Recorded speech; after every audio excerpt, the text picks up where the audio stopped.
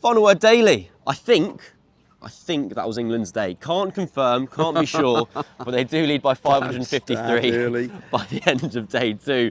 I'm Cameron Ponsonby, I'm joined by Jeremy Coney, and I will summarise today's play in 30 seconds. As he does. Of... And ping. Well, England, well played, well done. You're going to win the match.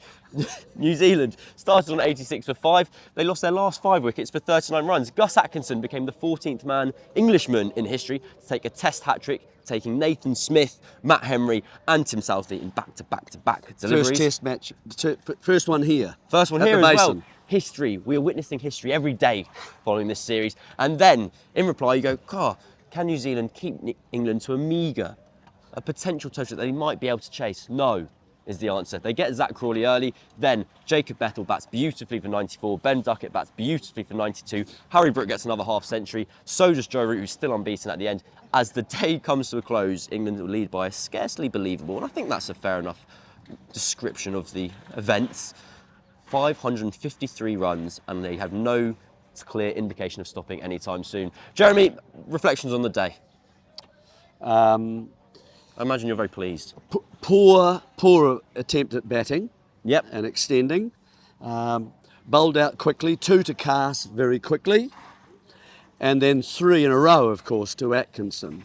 Lovely to see that. And then, therefore, plenty behind, about 155 or something like that behind. And what do New Zealand do? They confuse themselves. Are we trying to get wickets or are we trying to save runs? And they fall between 2 stools. And so they have split fields. They don't quite know what they're doing. England continue to pound New Zealand, basically. Batted well, the Duckett and Bethel, didn't they? Early wicket again to Crawley. And then it just kept on going, didn't it? And we were wondering for a second, would they possibly think about, declaring tonight? No, and I don't blame them for that. They deserve to go again, give their bowlers a bit more of a rest. Why not? And they've earned themselves that right because they're so far ahead in the game. 530 odd, 550 odd, doesn't really matter, does it? And so tomorrow is apparently a slightly harder day in terms of weather. Maybe not rain, but certainly with wind, I think, and that can be a bit difficult here at the Basin Reserve. It can make it difficult for batsmen as well as bowlers, especially bowling from the far end. It's normally coming down from this end as we look at the ground now towards Adelaide Road to the south. So, yeah, it's going to be an interesting day tomorrow. England's so far ahead. They will get, if they want to bat for another session, they'll be over 600. New Zealand will be chasing 600. Well, Ben Stokes came out to bat with half an hour to go today, and he basically was like, I'm going to have fun. I'm just going to see what happens. New Zealand are on a hiding to nothing, or I'm on a hiding to nothing. I'm just going to play as many shots to as many balls as possible. He finished on about 36 not out, and I think he's just going to try and whack 100 tomorrow and see if he can have some fun. Well, I thought for a moment, whether the others hadn't followed the plan. For most of the last session, it looked as though the middle part of a one-day game, didn't it? And just manipulating the ball around, taking singles, keeping it rotating and so on, and gathering the score. But Stokes certainly changed that when he came out to bat. He was really after the New Zealanders. But he's obviously allowing Root to go, and he's on 70 odd not out. He'll obviously give him a chance to get 100 and he'll get his 37th. That's fine.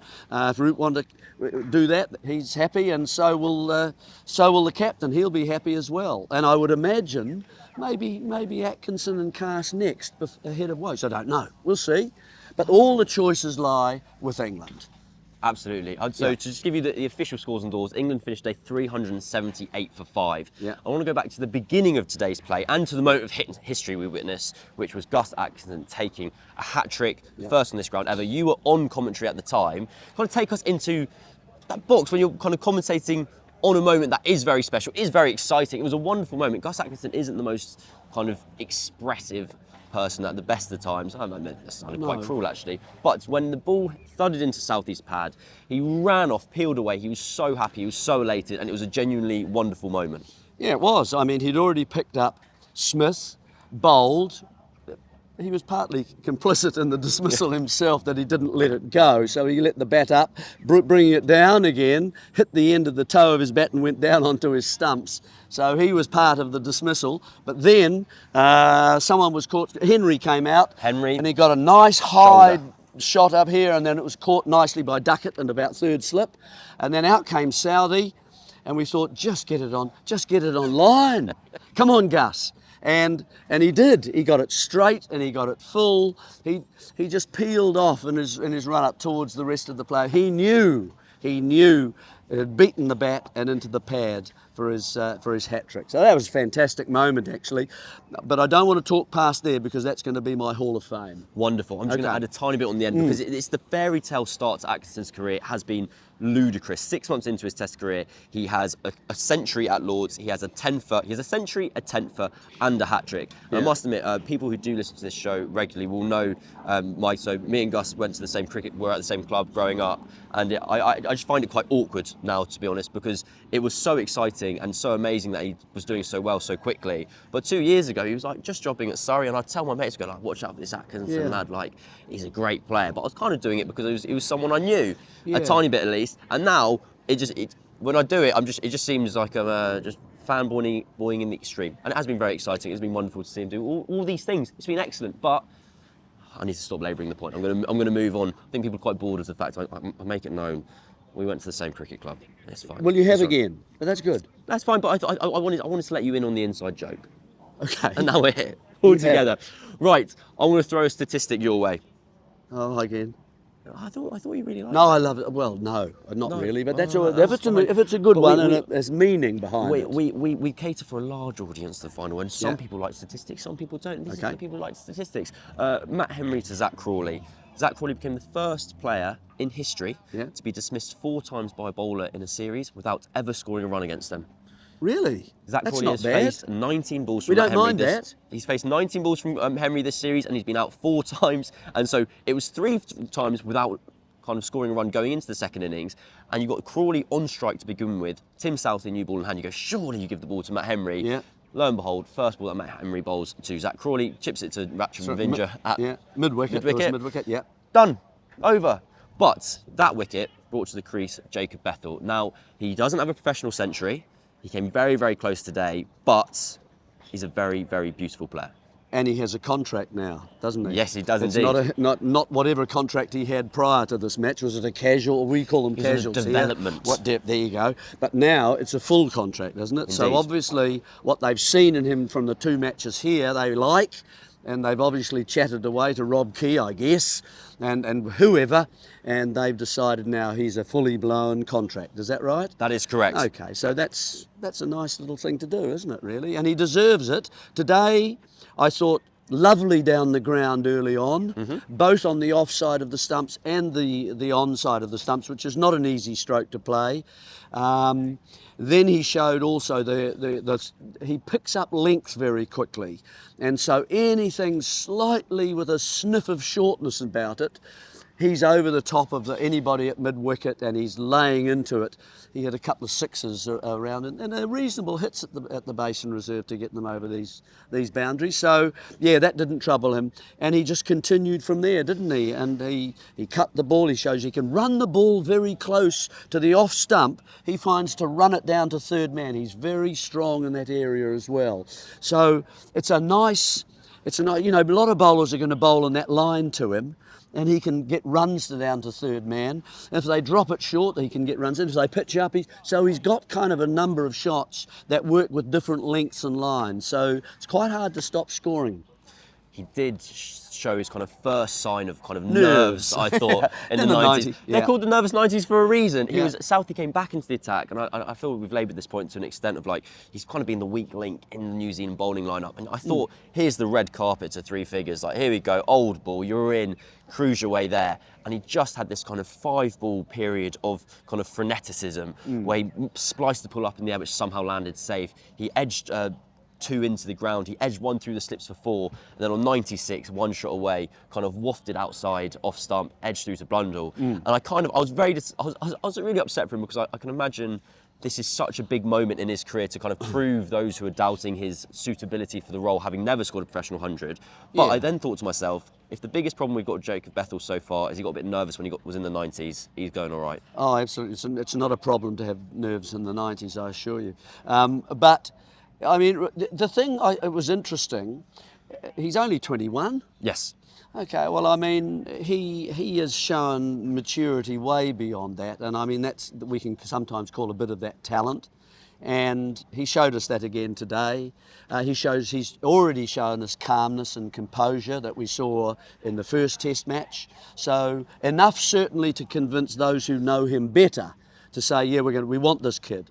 So that's a nice thing for him to see that. Secondly, I thought about him, he's got a range of shots, which we know about as well. He looks a nice guy, actually. He looks a very, and a team fella. And I think they're all good things that you want to have in a side. And he's fitted in very well with the others, so yeah. It's surely a case of kind of... He's going to get 100 sometime. It so will this is early. These are early days. Second test, fourth innings. Come on, he's going to get loads of innings, and he's fitting into a place where he hasn't batted quite so much before in first-class cricket. He's already looking quite comfortable out here anyway. And it is still Test cricket, even though New Zealand aren't playing particularly well. It's Test cricket and it matters. So he's done extremely well, and, you know, he is going to get hundreds. Don't worry, everybody. I don't want you to lose sleep tonight, by the way. Worry. No, don't do that. Always worry, Jeremy. Don't do that.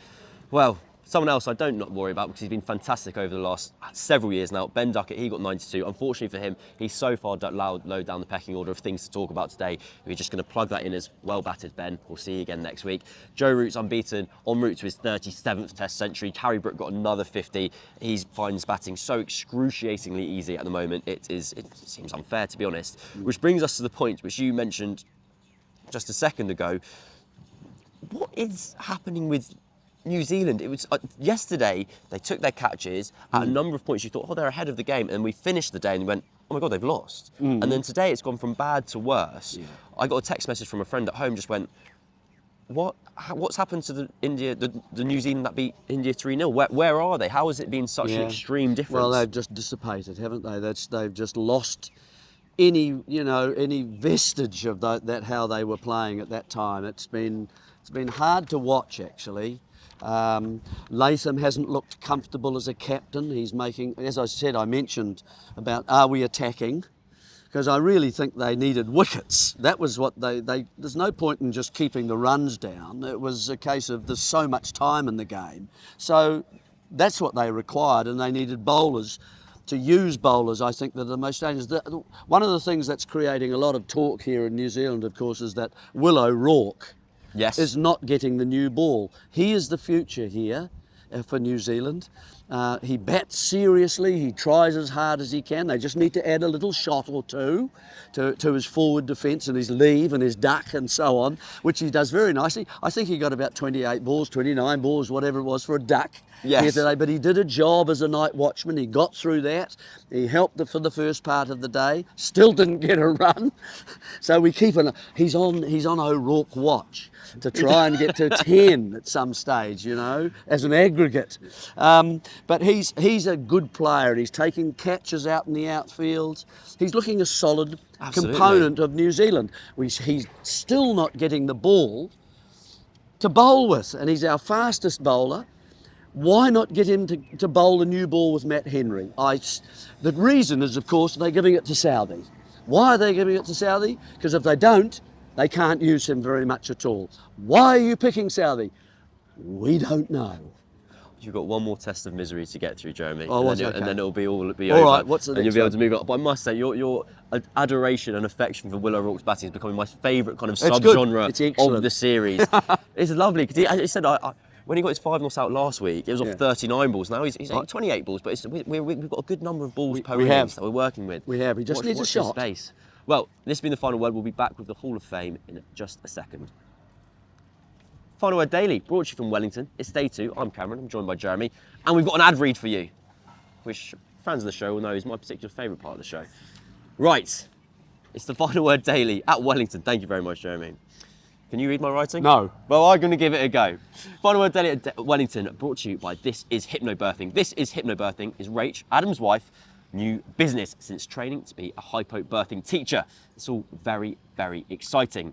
Don't know what hypnobirthing is? Doesn't matter. Long story short, it's everything you need to know about how to go into giving birth feeling calm, positive, and prepared for anything. Anything. Hopefully a child. Based in North London, but can teach online or in person around the world. She's all over it. Absolutely, that's a good point. Yeah. Crucially, there's no fluffy stuff. No incense being burnt, just straight talking, evidence-based learning to help you feel calm, clued up, and in control. There's just as much in it for the person giving birth as it is for the partner. Just ask Adam. He's obsessed with it. The ask? Follow her. Rachel's on Instagram at This Is Hypnobirthing, or email her at hello@thisishypnobirthing.com if you or someone you know are having a baby and you reckon this would help us, help you the way it did Adam and Rachel. Thank you very much. I'll take my standing ovation in due course. Well done. Thank you very much. Well read. Well read. Have you got one? Adam, for us? I can see Adam needing hypnotherapy. I went to... That'd be great. I went to the loo briefly last I can night. see him emailing. I can see him Yeah, emailing. I can say, I'll need this. It's been the bane of my life getting this thing right. But I went to the loo last night about 2:30 in the morning, checked my phone, and Adam had texted me, being like, "What's going on with the ad read?" And I was like, "No." I dreamt about ad reads, but we got a spot on today. Well done.